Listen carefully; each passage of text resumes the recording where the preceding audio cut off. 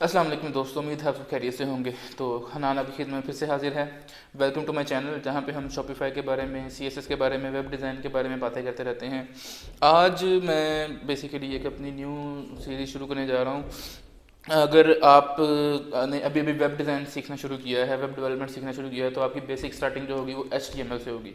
ठीक है, तो अगर आप शुरू करें तो ये वीडियो आपके लिए फ़ायदेमंद हो सकती है।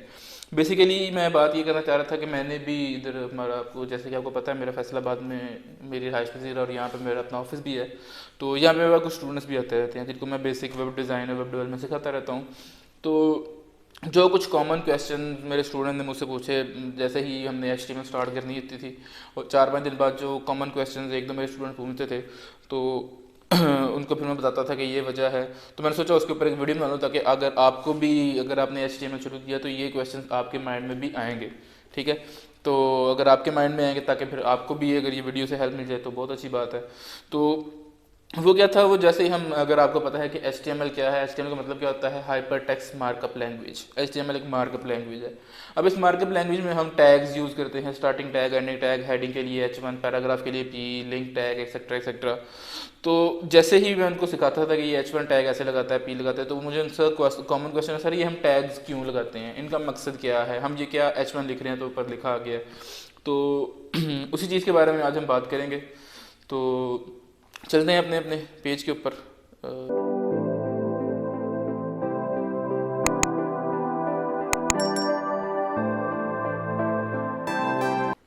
जी, ये एक HTML का बेसिक स्ट्रक्चर है। ठीक है, डॉक टाइप, अगर आपको पता हो, अगर आप HTML सीख रहे हैं तो आपको पता होगा। डॉक टाइप का मतलब क्या होता है, डॉक्यूमेंट टाइप। जो हम ये डॉक्यूमेंट आगे शुरू करने जा रहे हैं उसकी टाइप क्या है, डॉक्यूमेंट टाइप जो है हम ये HTML की करने जा रहे हैं। फिर आगे HTML का स्टार्टिंग और एंडिंग टैग आ जाता है। HTML और स्टार्टिंग एंडिंग की टैग के अंदर फिर हमारे पास एक लैंग का एट्रीब्यूट आ जाता है। एट्रीब्यूट अगर किसी को नहीं पता तो एट्रीब्यूट होता है किसी भी टैग के बारे में एडिशनल इन्फॉर्मेशन को हम देते हैं। तो लैंग क्या है जी, इंग्लिश, EN इंग्लिश। ठीक है, देन हमारे पास हेड आ जाता है और बॉडी आ जाता है। अब हेड और बॉडी में लोग कंफ्यूज हो जाते हैं, हेड क्या होता है, बॉडी क्या होता है। बेसिकली सिंपल सा रूल है, आप एक ह्यूमन है, आप एक इंसान है, आपको, आपके पास भी एक दिमाग है और आपके पास एक बॉडी है। अब आपके पास जो दिमाग में चीज़ें हैं वो सिर्फ दिमाग के अंदर ही है, वो बाहर कोई बंदा नहीं देख सकता, किसी को भी नहीं पता उसके बारे में कि यार ये क्या है, ये इसके दिमाग में क्या चल रहा है, या इसकी, वो सिर्फ आपको ही पता है कि आपके दिमाग में क्या चल रहा है। तो इसी तरह बॉडी पे आ जाते हैं, लेकिन बॉडी पे सबको नज़र आ रहा है कि 2 आंखें हैं, एक नाक है, एक मुंह है, 2 कान है, 2 हाथ हैं, ऊपर बाल हैं, नीचे जिस्म है, तो पाँव है 2।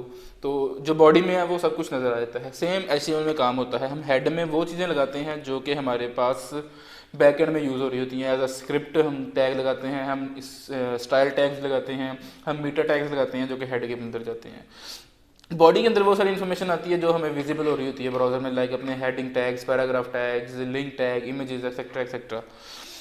एक जो चीज़ जो अब सबको पता हो कि जो हम हेड में लगाते हैं और ब्राउज़र में विजिबल होती है, वो उसका होता है टाइटल। ठीक है, टाइटल, ये टाइटल टैग जो है हम जो भी लगाएंगे ये ब्राउज़र में विजिबल होगा। Hello HTML। ठीक है, ये ऊपर टाइटल में आ जाएगा। ये अभी मेरे पास विंडो नहीं है इसलिए मैं दिखा नहीं सकता इसके बारे में आपको। ठीक है, तो वो भी मैं आपको आगे दिखा दूंगा। अच्छा, इसके बाद बॉडी में हम लगाते हैं H1, hello this is H1 tag. Save किया, इधर रीलोड किया, सॉरी,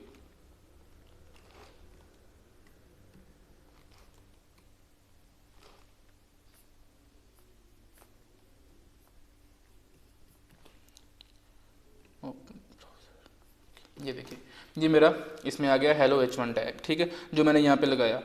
अच्छा, अब ये मैंने टैग क्यों लगाया, इसका मकसद क्या है, इसका मकसद के लिए मैं आपको अपनी एक वेब में लेके जाता हूँ। ठीक है, हम यहाँ पे चलते हैं, मेरी ये वेब है जी इजी कॉमर्स के नाम से। ठीक है, हम अपनी वेब में रहते हैं ताकि किसी की वेब ना खुलें, ताकि कोई कॉपीराइट का इशू ना आ जाए। ठीक है, अब ये मेरे पास एक वेब डिज़ाइन है, ये उसके ऊपर उसका हेडर आ गया, लोगो आ गया, ये उसके लिंक्स आ गए हैं, ये उसके मेन स्लाइडर आ गया। अब अब फॉर एग्जांपल मैं इसका इंस्पेक्ट एलिमेंट खोलता हूँ, राइट क्लिक करते हैं और इंस्पेक्ट में जाते हैं।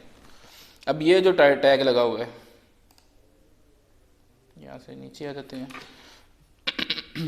मैं ये कर्सर लेके जाता हूँ और इस पे लेके जाता हूँ। अब कोई भी वेबसाइट खोल लें और इस तरह उस पर जाके चीज़ें चेक करें कि उसमें लगा क्या हुआ है। अब ये क्या लगा हुआ है, ये मेरे पास H2 का टैग लगा हुआ है। अब अगर आपने बेसिक सीखी है तो आपको पता होगा कि H1 जो हेडिंग टैग है वो H1 से लेके H6 तक होते हैं, ठीक है। तो ये मेरा इस ब्राउज़र में ये H2 लगा हुआ है जिसकी आउटपुट में कलर वाइट शो करवा रहा है। अब ये जो बैकग्राउंड, अगर आपने CSS को भी थोड़ी सी नॉलेज है तो आपको पता होगा बैकग्राउंड इमेज लगी होती है, लगती है, बैकग्राउंड कलर लगता है किसी चीज़ का। तो ये जो है ये बैकग्राउंड इमेज लगी हुई है। इसी तरह अब उसके बिल्कुल नीचे ये वाला है, मैं कर्सर लेके जाता हूँ इसके ऊपर और इस पर लेके जाता हूँ। ये क्या है, ये एक पैराग्राफ टैग लगा हुआ है, ये देख रहे हैं पी टैग स्टार्टिंग और ये पी एंड हुआ हुआ है, ये भी एक पैराग्राफ है। तो ये पैराग्राफ लगे हुए हैं। इसी तरह मैं दोबारा इस पर क्लिक करता हूँ और यहाँ पे लेके जाता हूँ तो ये देखेंगे ये एक लिंक टैग लगा हुआ है। ए जो होता है इसे एंकर भी कहते हैं, वैसे ये as a link tag use होता है लेकिन इसे एंकर टैग भी कहते हैं, ठीक है। तो इस तरह से ये चीज़ें काम करती हैं। हम ऐसे टैग्स लगा के अपनी लेआउट सेट करते हैं, बाद में उसे CSS से डिज़ाइन करते हैं, ठीक है। HTML के बेसिकली ये टैग्स क्या होते हैं, ये क्या ले सकते हैं कि एक बिल्डिंग ब्लॉक्स है। अगर फॉर एग्जांपल अगर आप बिल्डिंग भी बना रहे हैं, कोई घर बना रहे हैं, तो उसके ब्लॉक्स क्या होंगे, उसमें ईंटें यूज़ होती हैं, उसमें सीमेंट यूज़ होता है, उसमें सीमेंट के बाद फिर रेत यूज़ होती है, बजरी यूज़ होती है, इसी तरह मिट्टी यूज़ होती है। तो वेब के बिल्डिंग ब्लॉक बनाने के लिए ये HTML के टैग्स जो हैं ये वेब के बिल्डिंग ब्लॉक्स हैं, ठीक है। ये आपने डिफाइन कर दिया हुआ है कि अगर हेडिंग आनी है तो आपने H1 रखना है, ये वाली हेडिंग आनी है तो आपने H2 रखनी है। लिंक लगाना है, किसी भी पेज के ऊपर लिंक लगाना है। फॉर दो किस्म के लिंक्स लगा सकते हैं आप अपने साइट के ऊपर, एक एक्सटर्नल लिंक होते हैं और एक इंटरनल लिंक होते हैं। ऐसे लिंक्स फॉर एग्जांपल अगर मैं यहाँ पे जाता हूँ, जो कोई आपको क्लिक करने के बाद उसी साइट के अंदर ही उसके पेजेस ओपन कर दें, ठीक है। ये इसके इंटरनल लिंक्स हैं जो कि इस साइट के इंटरनल लिंक्स होंगे, ठीक है। इन पे क्लिक किया, रिव्यू पे क्लिक किया, रिव्यू के पेज पे चले गए, फैक्ट पे क्लिक किया, फैक्ट के पेज पे चले गए, ठीक है। इसी तरह कॉन्टैक्ट पे क्लिक किया तो हम कॉन्टैक्ट के पेज पे चले गए। ये होते हैं इंटरनल लिंक्स। इसके बाद आते हैं एक्सटर्नल लिंक्स, ठीक है, जिन पे हमने क्लिक किया तो वो साइट को हम अपनी वेब से दूसरी वेब पे ले जाता है। फॉर एग्जांपल जैसे सोशल मीडिया के लिंक्स किसी भी साइट पे लगे होंगे, आपने फेसबुक पे क्लिक किया तो ये आपको फेसबुक के पेज पे ले गया, ठीक है। ये देखें ये फेसबुक ओपन हो गई। इसी तरह आपने इंस्टाग्राम पे क्लिक किया तो ये आपको इंस्टाग्राम के पेज पे ले गया। आपने इस यूट्यूब के पे क्लिक किया, सॉरी यहाँ पे इस यूट्यूब पे क्लिक किया तो ये आपको यूट्यूब के चैनल पे या जो भी आपने लिंक दिया हुआ है वहाँ पे ले गया। तो इस तरह से ये लिंक्स वगैरह भी काम करते हैं। अब आज हम अपना एक बेसिक वेब पेज बनाते हैं। बेसिक उसमें देखते हैं क्या क्या चीज़ें होती हैं। हेडिंग के लिए H1 आ गया, इसी तरह H2 अगर हम लगाते हैं, दिस इज़ हेडिंग 2, सेव किया, यहाँ पे आके रीलोड किया तो ये देखिए हेडिंग 2 आ गई। हेडिंग 1 बड़ी है, हेडिंग 2 छोटी है। इस तरह अगर मैं इसे कॉपी करके यहाँ पे H3 कर देता हूँ तो ये H3 आ गई। अच्छा, इसके बाद जो एक कॉमन क्वेश्चन आता है कि सर ये स्टार्ट हमने टैग किया तो टैग एंड क्यों करते हैं। टैग एंड करना बहुत लाजमी है। अगर इशू कोई नहीं है, अगर आपने एंड नहीं किया तो कोई एरर नहीं आएगा। ऐसा नहीं होगा कि आपका पेज लोड नहीं होगा, आपका पेज लोड हो जाएगा, लेकिन आउटपुट जो सी आप चाह रहे हैं वैसी नहीं आएगी, ठीक है। उसका मैं आपको एक बड़ा ईजिली तरीका बताता हूँ। मैंने ये H3 के बाद एक पैराग्राफ लगा देता हूँ, P का टैग। हम लॉरम इप्सम से जाके वो ले लेते हैं, यहाँ पे जाते हैं और लिप्सम का टेक्स्ट उठा लेते हैं, ठीक हो गया। ये डेमो टेक्स्ट उठाने के लिए, जैसा भी आप जितना भी आप टेक्स्ट देना चाहते हैं तो आप ये लिप्सम टेक्स्ट से उठा सकते हैं। ये यहाँ पे आ गए। अब मैंने ये H1 में ये लगा के सेव किया, यहाँ पे आके रीलोड किया तो ये मेरा H1 सॉरी ये मेरा पैराग्राफ टैग यहाँ पे आ गया। अब P टैग जो है वो एक छोटा सा आउटपुट शो करवाता है और small amount of text show करवाता है। उसका फॉन्ट साइज भी छोटा होता है और बोल्ड भी नहीं होता। अब फॉर एग्जांपल मैं यहाँ पे H3 का एंडिंग टैग लगाना भूल जाता हूँ, ठीक है। मैंने यहाँ से सेव किया, अब H3 का एंडिंग टैग मैंने नहीं लगाया। अब यहाँ पे अगर रीलोड किया तो ये देख रहे हैं जो कि ये मेरा पैराग्राफ टैग था ये भी H3 में कन्वर्ट हो गया। अब हुआ क्या है, जो ये ब्राउज़र था, मैं यहाँ पे हम इंस्पेक्ट करके इसे देखते हैं, ठीक है। ये देखें ये जो ब्राउज़र था इसने जो है जो पैराग्राफ टैग है उसको भी H3 बना दिया। इसने ऑटोमेटिकली टैग एंड कर दिया, ये वाला देखें यहाँ पे जाके, ठीक है। H3 ऑटोमेटिकली P के बाद जाके एंड कर दिया। तो उसने उस अपने जो पैराग्राफ टैग था उसको भी हेडिंग में ही कन्वर्ट कर दिया। इस तरह के आपको इश्यूज आ सकते हैं अगर आप कहीं पे एंडिंग टैग वगैरह नहीं लगाते। सेव किया, हम दोबारा यहाँ पे रीलोड करेंगे तो वो पैराग्राफ का टैग बन गया, ठीक है। इसके बाद सर हम इसको कलर कैसे करेंगे। मैं फॉर एग्जांपल ऐसे कलर चेंज करना चाहता हूँ तो कलर चेंज करने के लिए आपको CSS की नॉलेज होनी चाहिए। CSS की नॉलेज के लिए आपको CSS के बारे में पता होना चाहिए, CSS कैसे काम करती है, उसके बेसिक बिल्डिंग ब्लॉक्स क्या हैं, फिर उसके बाद HTML में यही टैग्स वाला सारा सीन आ जाता है। आपका हेडिंग टैग आ जाते हैं, आपके पैराग्राफ टैग्स आ जाते हैं, आपके लिंक टैग आ जाते हैं, डिव टैग, डिवीजन टैग होता है जो कि बहुत ज़्यादा आपकी साइट में यूज़ होता है। हम दोबारा अपने ई कॉमर्स वाली साइट पे चलते हैं यहाँ पे, और यहाँ पे हम इसे सोर्स जाके देखते हैं, व्यू पेज सोर्स, ठीक है। तो ये हेड में स्क्रिप्ट चल रही हैं सारी, ठीक है। अब जैसे हेड खत्म होगा तो बॉडी में ये देखें, ये डिव टैग शुरू हो गए, div tag, div tag, div and, div start, div and, div start. तो ये डिव क्या होती है बेसिकली, ये किस ब्लॉक का नाम है डिव? डिव बेसिकली हम कहते हैं डिवीजन टैग को। डिव का मतलब होता है डिवीजन, डिवाइड कर देना, अपने सेक्शन को डिफरेंट पार्ट्स में डिवाइड कर देना। अब इसको अगर हम इजी एग्जांपल में लें जो मुझे किसी ने बताई थी, वो ये थी कि डिव को आप एज अ बॉक्स ले लें। एक बॉक्स है डिव जिसको आप CSS के साथ किसी भी शेप में लेके जा सकते हैं। एक लंबी स्ट्रिप लेके जानी है, CSS से बन सकती है। साइड बार बनाना है, CSS से बन सकता है। नीचे कोई फुटर बनाना है डिव का, CSS से बन सकता है। कोई राउंड सर्कल बनाना है डिव का, CSS से बन सकता है। इवन कि स्टार बनाना है डिव का, CSS से बन सकता है। तो डिव एक बॉक्स है जिसे आप किसी भी शेप में लेके जा सकते हैं with the help of CSS, ठीक है। तो ये होता है डिवीजन टैग। देन उसके बाद आई थिंक मेरा तो ख्याल है कि हम यहाँ पे ठीक है। इसके अलावा मैं आपको लिंक टैग वगैरह लगाना दिखा दूँ। लिंक टैग एक्सटर्नल लिंक कैसे लगते हैं, इंटरनल लिंक कैसे लगते हैं। अगर फॉर एग्जांपल मैं एक लिंक लगाता हूँ AHREF,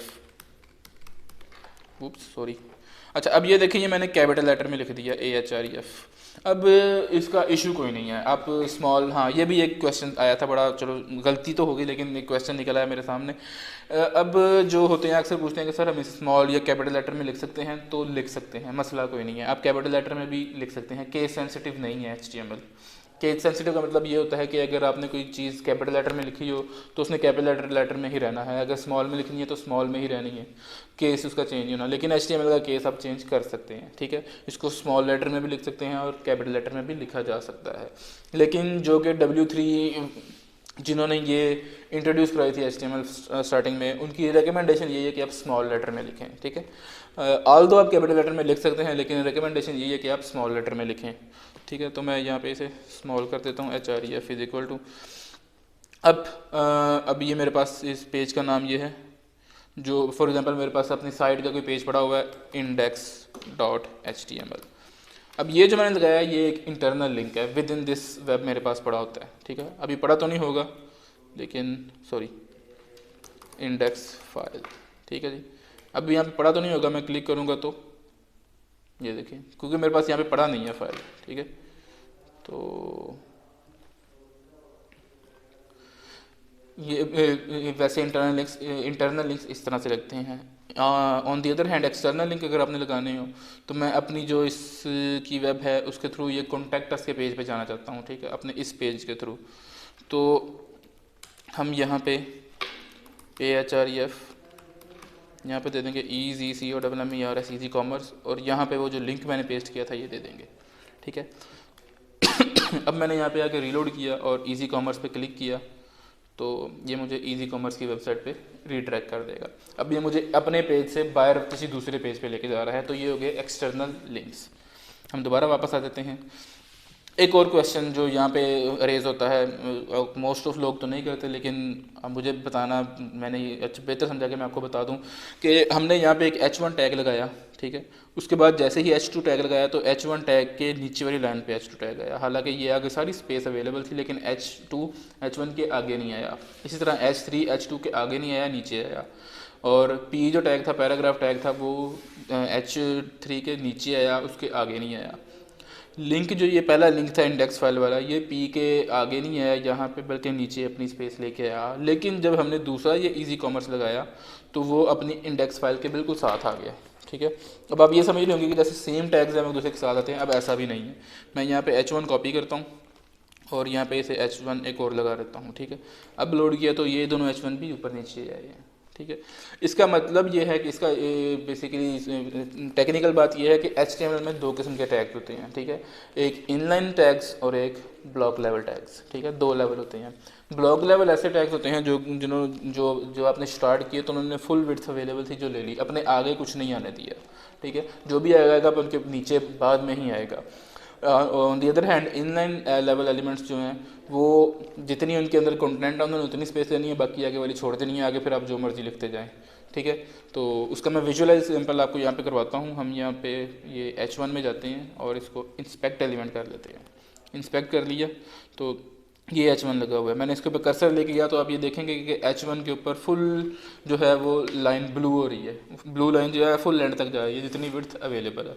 ठीक है, तो ये H1 जो है ब्लॉक लेवल एलिमेंट है, इसने फुल विड्थ ली हुई है। इतना H2 के ऊपर जाएंगे, उसने भी फुल अवेलेबल विड्थ ली हुई है। H3 ने पैराग्राफ ने फुल विड्थ ली हुई है। लेकिन जैसे ही हम एंकर टैग पे जाएंगे तो जितना उसके अंदर कंटेंट था सिर्फ उतनी ही उसकी विड्थ आ रही है, ब्लू एरिया देख रहे हैं। इसी तरह इजी कॉमर्स भी जो है उसके आगे उतनी ही विड्थ आ रही है जितनी उसके पास विड्थ स्पेस अवेलेबल है। तो इस तरह से चीज़ें HTML में काम करती हैं। दो लेवल के एलिमेंट्स होते हैं उसके अंदर, block level elements, inline level elements. ठीक है, ब्लॉक लेवल जिन्होंने फुल विड्थ ले लेनी है, इनलाइन जिन्होंने विड्थ नहीं लेनी है। ये अब सब कुछ जो है जो मैं आपको बता रहा हूँ आप W3 स्कूल से भी पढ़ सकते हैं, जहाँ पे HTML के बारे में इतनी डिटेल में बताया गया कि आपकी सोच है। ठीक है, तो इसके अलावा आई थिंक ऐसा तो कुछ नहीं रह गया मेरा ख्याल है। लेट मी थिंक कि अगर कोई चीज़ रहती है तो मैं आपको उसके बारे में भी बता दूँ, लेकिन नहीं, आई थिंक ये इनफ है। और इसके अलावा अगर आपके कोई क्वेश्चन हैं तो आप इन कमेंट बॉक्स में मुझसे पूछिए, और उसके अलावा आप मुझे इंस्टाग्राम पे भी टच कर सकते हैं। ठीक है, चैनल को सब्सक्राइब ज़रूर कर दीजिए कीजिए ताकि इस पर मज़ीद वीडियो आती रहें। 3K पे हमारा चैनल पहुंच गया हुआ है माशाल्लाह अल्हम्दुलिल्लाह। ठीक है, और हमने इसे जल्द से जल्द 10K पे पहुंचाना है। ठीक है, 10K के बाद मैंने अपना स्टूडियो चेंज करना है, वो भी आपको इंशाल्लाह ताला करेंगे, लेकिन वो 10K के बाद। ठीक है, तो जल्द से जल्द चैनल को सब्सक्राइब करें, वीडियो को अपने दोस्तों के साथ शेयर करें जो कि अभी HTML की बेसिक्स में है, ताकि उनको भी पता चले कि यार ये बेसिक्स जो हैं ये कैसे काम करती हैं HTML की। तो हम मिलते हैं अपनी अगली वीडियोज़ में। अल्लाह हाफिज़।